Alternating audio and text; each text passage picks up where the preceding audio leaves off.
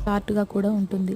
So, చాలామంది ఏమనుకుంటారంటే లాంగ్‌గా ఉంటే గనక బేబీ బాయ్ పుడతారు. స్ట్రెయిట్‌గా లాంగ్‌గా ఉంటే. అదే షార్ట్‌గా ఉంటే బేబీ గర్ల్ పుడుతుంది అనేసి అంటారండి. అది అసలు అదంతా వట్టి మూఢనమ్మకం అండి.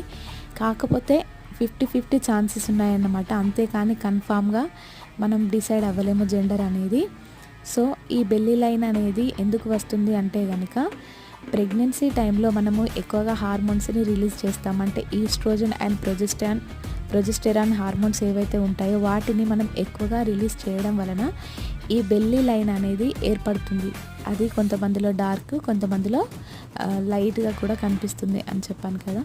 సో, నెక్స్ట్ వచ్చేసి ఏంటి అంటే ఇది ఏ మంత్ నుంచి ఎప్పటి వరకు కనిపిస్తుంది అంటే గనక ఇది ప్రెగ్నెన్సీ టైంలో సెకండ్ అండ్ థర్డ్ ట్రైమిస్టర్ ఏదైతే ఉంటుందో ఆ ట్రైమిస్టర్‌లో ఇది అనేది ఎక్కువ కనిపిస్తుంది. సో, ఇది ఎక్కడి నుంచి ఎక్కడి వరకు